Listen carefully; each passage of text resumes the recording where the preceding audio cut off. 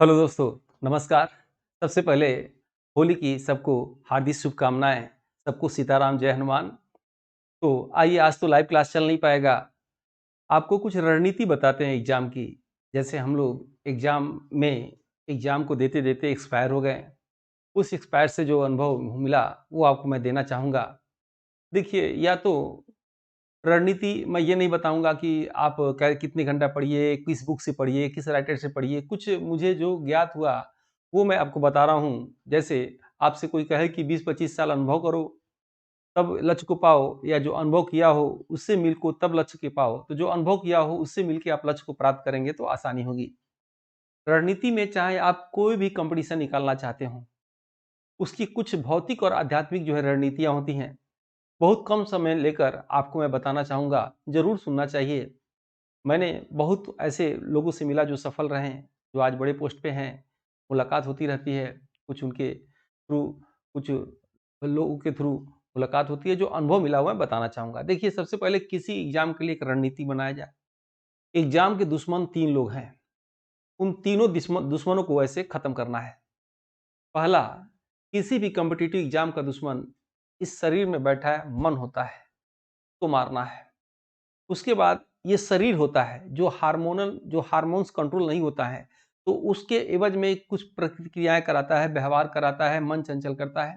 और तीसरा होता है मस्तिष्क को पढ़ने का तरीका। तो हम लोग शुरू करते हैं कि मन को कैसे कंट्रोल किया जाए। तो याद रखिएगा, मन कंट्रोल तब होता है किसी भी स्टूडेंट की, ये मेरा व्यू है, आप अपने हिसाब से रह सकते हैं, दे सकते हैं। मैं ये नहीं कह रहा हूँ फॉलो करिए। मन कंट्रोल समझ लीजिए, इस शरीर एक रथ है, उस रथ पर आपका मस्तिष्क बैठा हुआ है, और जो है मन जो है उसको चला रहा है, रथ को चला रहा है। तो मन को कंट्रोल करने के लिए सबसे पहले आपको कॉस्मिक एनर्जी लेना पड़ेगा। चाहे आप किसी भी जाति धर्म को हो, मैं ये नहीं कह सकता।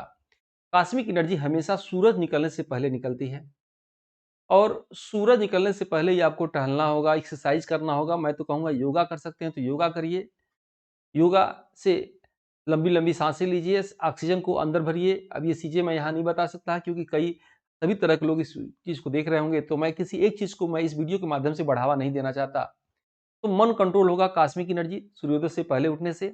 अगर आप कह रहे हैं कि सर मैं तो रात भर पढ़ने की आदत है, मैं सुबह कैसे उठूँ? तो जैसे आप उठते हो, तभी आपका सूर्योदय होगा। तभी आप थोड़ा एक्सरसाइज कर लीजिए, टहल लीजिए फ्रेश होके, कुछ वर्क जो करना हो कर लीजिए। दूसरा, शरीर, शरीर क्या करता है कि शरीर में हार्मोन्स जो है कंट्रोल नहीं होते हैं। हार्मोन्स कंट्रोल कैसे नहीं होते कि जैसे वर्तमान में आप देखेंगे, पैथोलॉजी, मेडिकल साइंस भी कहता है कि किसी भी मनुष्य को लेटेस्ट 11 बजे तक सो जाना चाहिए, और जो है 5 बजे तक उठ जाना चाहिए। ये टाइम टेबल आप बनाइए। अगर बार-बार आप असफल होते हैं तो कुछ रात भर जगते हैं तो पढ़ सकते हैं, या वैसे कहा जाता है कि मनुष्य को बंदर की तरह रहना चाहिए। बंदर जल्दी ही खाना खा के सो जाता है, जल्दी उठ जाता है। या पशुओं को देखिए, तो शरीर में जो खान-पान, हार्मोन्स का कंट्रोल, क्योंकि रात 10 बजे के बाद भी जब ये शरीर सोता है तो हार्मोन्स, जो आप जानते होंगे, हार्मोन्स निकलता है। इस हमारे शरीर में 2 तरह के ग्लैंड होते हैं। एक जो है अंतःस्रावी ग्लैंड, जो सीधे बिना नलिका के माध्यम से रक्त में हार्मोन्स को निकाल देता है। एक बाह्यस्रावी ग्रंथ होता है जो नलिका के माध्यम से शरीर से बाहर निकाल देता है, जिसे एंजाइम कहा जाता है। इस सब चीज़ों को चर्चा हम नहीं करेंगे। यहाँ मैं कहना चाहता हूँ कि एंडोक्राइन ग्लैंड, एक्सोक्राइन ग्लैंड को कंट्रोल तब होगा जब ये शरीर समय से सो जाए। शरीर समय से सो जाए, समय से उठ जाए, तो ये शरीर का कंट्रोल हो जाएगा, ऐसे समझिए। और जो रथ चला रहा है, यानी मन, वो कैसे होगा? योगा करने से, टहलने से होगा। आप स्वयं परिवर्तन देखेंगे। उसके बाद ये मस्तिष्क कैसे किसी कंटेंट को पढ़े, तो मस्तिष्क को पढ़ने के लिए 4 लेयर थियरी का इस्तेमाल करना पड़ेगा। ये मैं नहीं कह रहा हूँ, भारत और विश्व के मनोवैज्ञानिक कहते हैं। 4 लेयर थ्योरी क्या होता है, ये सबसे अधिक इम्पोर्टेंट है। अगर स्टार्टिंग के दोनों रूल आप नहीं मानते हैं, तो इसको आपको ज़रूर मानना चाहिए, क्योंकि सबका टाइम टेबल अलग-अलग होता है।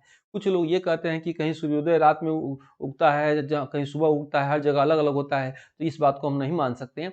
तो आप भले ना मानिए, लेकिन आप जहाँ रहते हैं, कई चीज़ों में बहुत ज़्यादा तर्क-वितर्क, कुतर्क नहीं करना चाहिए।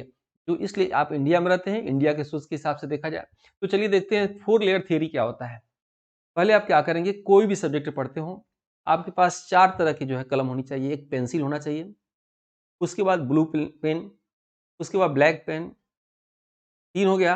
और तीसरा लास्ट में होना चाहिए ग्रीन या आप रेड कलर कर सकते हैं। किसी भी कंटेंट को आप सबसे पहले पेंसिल से पढ़ेंगे एक बार, पेंसिल से पढ़ने के बाद उसे दोबारा आप क्या करेंगे, नीले पेन से पढ़ेंगे, फिर उसे तिबारा काला पेन से पढ़ेंगे, चौथे बार उसको रेड या ग्रीन पेन से जो आपको अच्छा लगे उसको फाइनल पढ़ेंगे। उसके बाद जो आपने कंटेंट पढ़ा उसका नोट्स निकालेंगे। याद रखिएगा, बहुत कुछ खाने से अच्छा ताकत होता है, 1 चम्मच देसी घी खा लीजिए, ताकत उसमें अधिक होती है, तो वो देसी घी हो जाएगा। जो आप 4 थियरी लेयर पढ़ने के बाद जो अपना नोट्स बनाएंगे उसे पढ़ेंगे, वो क्या होगा कि वो आपका देसी घी के बराबर काम करेगा। और हमेशा याद रखिएगा कि अपना पढ़ा हुआ नोट्स से ही आप जितने सेलेक्ट हुए हैं लोग उसे देख लीजिए, आईएएस से लेके किसी लेवल में। वो एक तो जल्दी वो लोग बताते नहीं हैं, बताते क्या हैं तो केवल बुक बताते हैं, ये बुक ले लो, वो बुक ले लो, उस कंपनी का ले लो। क्यों बताते हैं आप समझ, ये इस विषय में ज़्यादा चर्चा नहीं करूँगा। अंदर की बात तो नहीं करते हैं, आप गौर करिएगा तो वो क्या करते हैं कि वो आप बताते हैं अपने बनाए हुए नोट से पढ़ते हैं।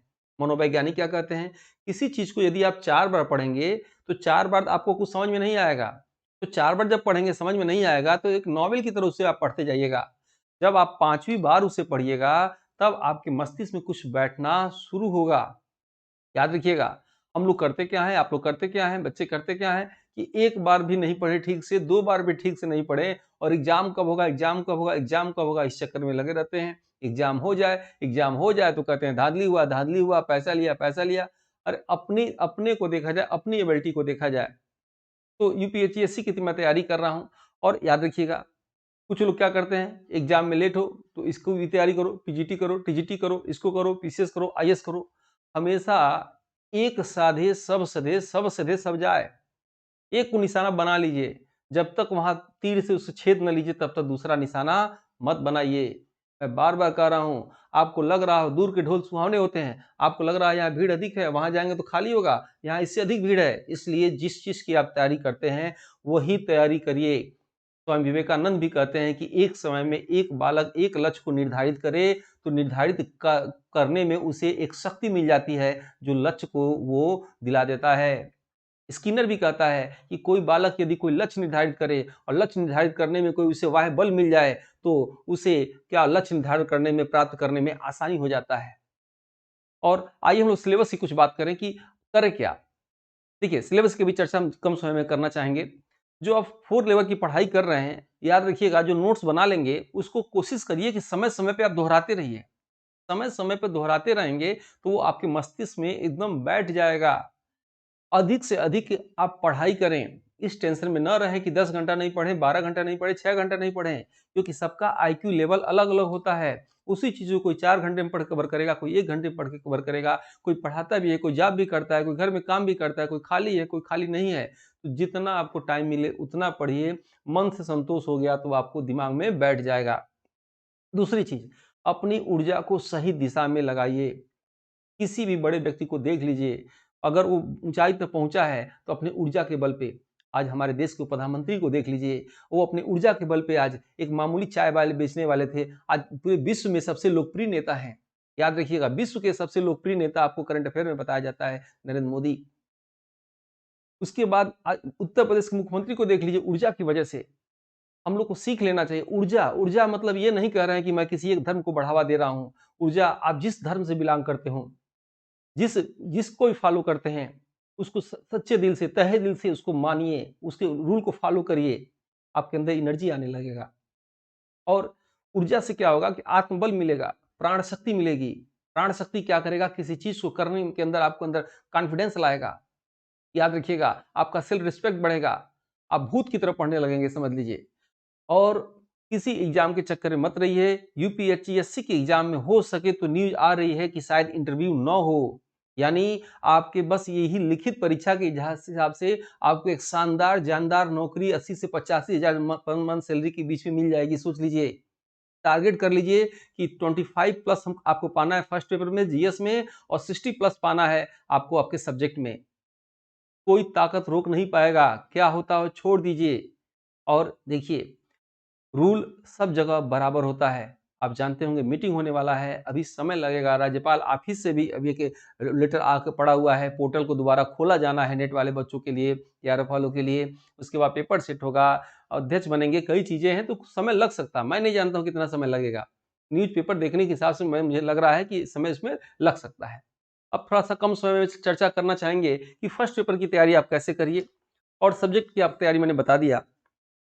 पहला यूनिट फर्स्ट में है करंट अफेयर, तो करंट अफेयर अभी से पढ़ना शुरू कर दीजिए और वही पढ़िए जो आपके सिलेबस में है। आपका दिमाग कचरे का डिब्बा नहीं है, जो कुछ मिले इसमें डालते जाइए।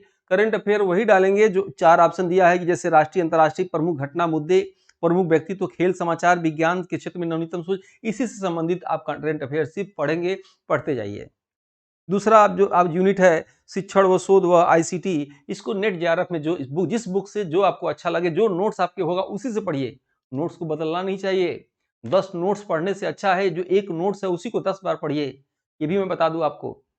और आप जानते भी होंगे और ऐसा नहीं है कि जो मैं बातें आपसे कह रहा हूं मैं फॉलो नहीं करता हूं। पहले मैं फॉलो करता हूं तभी कोई चीज कहता हूं और इसलिए मेरी बात को अगर आप ध्यान से सुन लेंगे तो आपको लाभ होगा।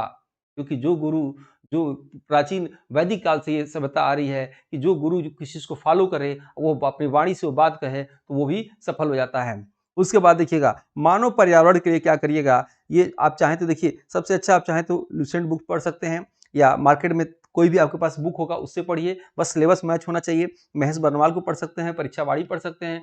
जो लोग आईएएस पीसीएस की तैयारी करते हैं उनके लिए तो ये फर्स्ट पेपर कुछ है ही नहीं है, फिर भी वो लोग तैयारी करें। इस गंभीर को इसको देखते हुए गंभीरता से अलग से नोट्स बनाएं, आप अलग से कॉपी बनाइए, एकदम हाई स्कूल इंटर के बच्चों की तरह ए4 साइज में 6 कॉपी बनाइए और 6 कॉपी में यूनिट वाइज ये सब कुछ लिखिए। और आपके घर में कोई होगा, आपकी पत्नी, आपके पति, आपके मामा, मम्मी पापा कोई भी होगा, उनकी गाइडलाइन में इसको चेक कराते रहिए, मैं ये पढ़ रहा हूँ।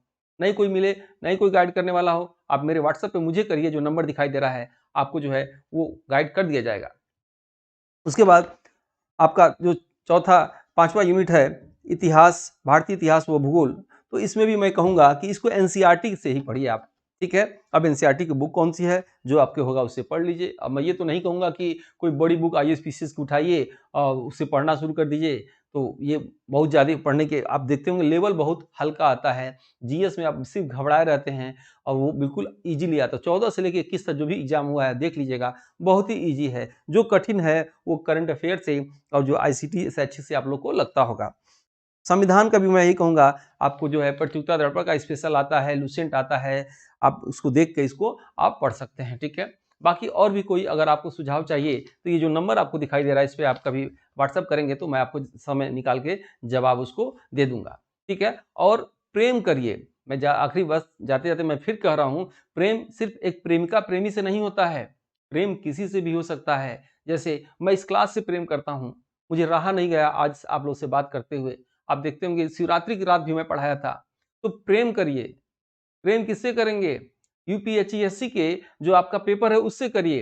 जब प्रेम सच्चा कर लेंगे तो याद रखिएगा उसे पाने से कोई रोक नहीं पाएगा।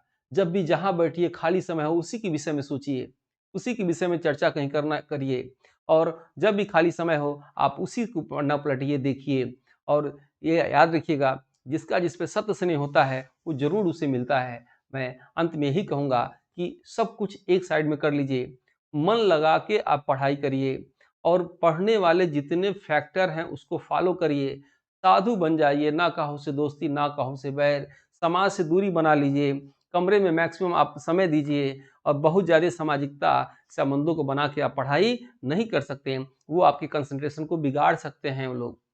याद रखिएगा इतना आसान भी परीक्षा नहीं है। कुछ और साइलेंट लोग हैं जो मीडिया पे नहीं आते हैं, यूट्यूब पे नहीं आते हैं, लेकिन बैठ के वो ज़बरदस्त पढ़ाई करते हैं।